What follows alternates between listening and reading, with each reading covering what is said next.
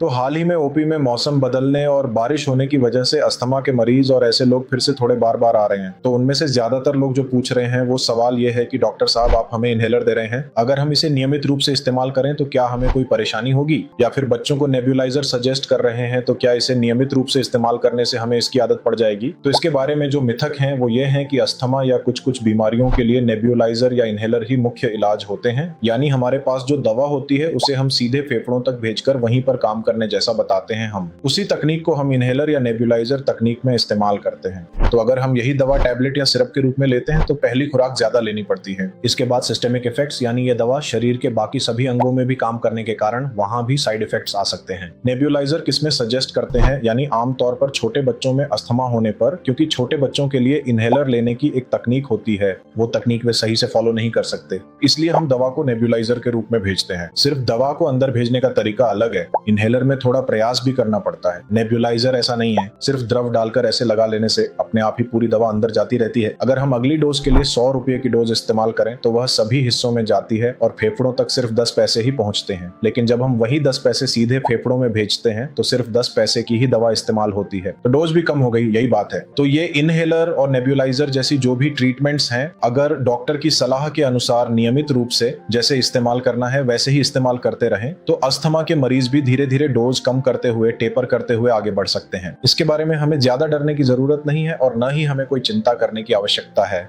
धन्यवाद।